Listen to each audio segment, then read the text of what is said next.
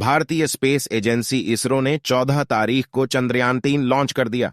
चंद्रयान-3 दोपहर 2:35 पर श्रीहरिकोटा के सतीश धवन सेंटर से लॉन्च हुआ। यह भारत का तीसरा मून मिशन है। चंद्रयान-3 को चंद्रयान-2 का फॉलोअप मिशन बताया जा रहा है। मिशन का मकसद चांद के दक्षिणी ध्रुव पर सॉफ्ट लैंडिंग करना है। भारत का तीसरा मून मिशन चंद्रयान 14 तारीख को लॉन्च हो गया। चंद्रयान-3 को दोपहर 2:35 पर लॉन्च किया गया। इसे आंध्र प्रदेश के श्रीहरिकोटा स्थित सतीश धवन स्पेस सेंटर से छोड़ा गया। चंद्रयान-3 को LVM-3M4 रॉकेट से लॉन्च किया गया। इसे पहले GSLV Mk3 के नाम से जाना जाता था। इसी रॉकेट से स्पेस एजेंसी इसरो ने चंद्रयान-2 को लॉन्च किया था।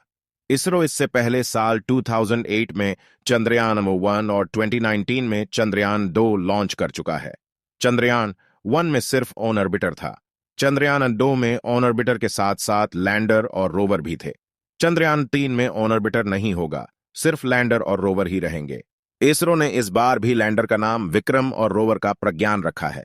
चंद्रयान-2 में भी लैंडर और रोवर के भारतीय अंतरिक्ष अनुसंधान संगठन इसरो की तरफ से इस लॉन्चिंग को लेकर बताया गया कि तीसरा चंद्र मिशन चंद्रयान-3 साल 2019 के चंद्रयान-2 का अनुवर्ती मिशन है। भारत के इस तीसरे चंद्र मिशन में भी अंतरिक्ष वैज्ञानिकों का लक्ष्य चंद्रमा की सतह पर लैंडर की सॉफ्ट लैंडिंग का है। चंद्रयान-2 मिशन के दौरान अंतिम पलों में लैंडर विक्रम पथ विचलन के चलते सॉफ्ट लैंडिंग करने में सफल नहीं हुआ था। क्रैश लैंडिंग के चलते यह मिशन सफल नहीं रहा।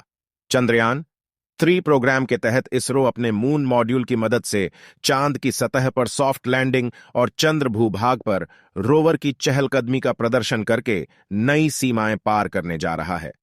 LVM-TM4 रॉकेट इसरो के महत्वाकांक्षी चंद्रयान-3 को पृथ्वी के इकलौते उपग्रह चंद्रमा की यात्रा पर लेकर रवाना हुआ है।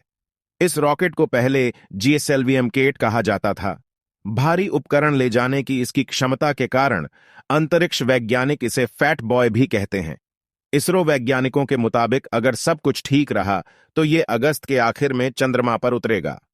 गुरुवार 13 जुलाई को दोपहर 1:05 पर इसकी 25.30 घंटे की उलटी गिनती शुरू की गई थी, जिसके बाद चंद्रयान-3 को लॉन्च। चंद्रयान-3 को मिलाकर अकेले भारत के ही 3 चंद्र मिशन हो जाएंगे। हालांकि इसके अलावा भी दुनिया की तमाम राष्ट्रीय और निजी अंतरिक्ष एजेंसियां लूनर मिशन भेज चुकी हैं या भेजने की तैयारी में हैं। इन मिशनों को अपेक्षित सफलता नहीं मिल पाई है। यही कारण है कि आज भी चंद्रमा पर खोज एक चुनौती मानी जाती है। 1969 में नील आर्मस्ट्रांग अमेरिका के अपोलो 11 मिशन के दौरान चंद्रमा पर चलने वाले पहले व्यक्ति थे। इस ऐतिहासिक मिशन के दशकों बाद भी चंद्रमा का पता लगाना मनुष्य के लिए महत्वपूर्ण हो गया। विशेषज्ञों का कहना है कि जब पृथ्वी और ब्रह्मांड के इतिहास का अध्ययन करने की बात आती है तो चंद्रमा एक खजाना है।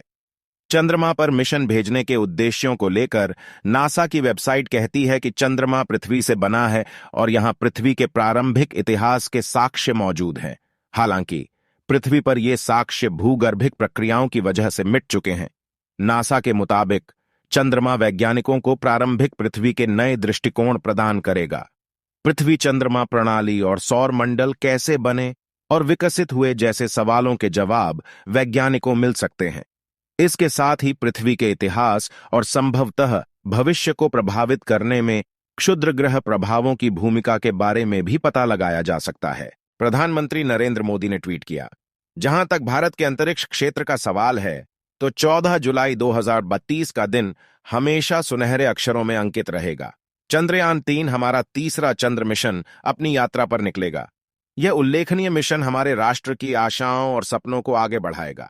बताया जा रहा है कि चंद्रयान-3 का रोबोटिक उपकरण 24 अगस्त तक चांद के उस हिस्से शैकल्टन क्रेटर पर उतर सकता है, जहां अभी तक किसी भी देश का कोई दुनिया भर के लोगों की नजरें भारत के इस मिशन पर हैं। दूसरे चंद्रयान के मुकाबले इस बार चंद्रयान-3 का लैंडर ज्यादा मजबूत पहियों के साथ 40 गुना बड़ी जगह पर लैंड होगा। चंद्रयान-3 को LVM-3 रॉकेट से लॉन्च किया गया है। लैंडर को सफलतापूर्वक चांद की सतह पर उतारने के लिए इसमें कई तरह के सुरक्षा उपकरणों को लगाया गया है।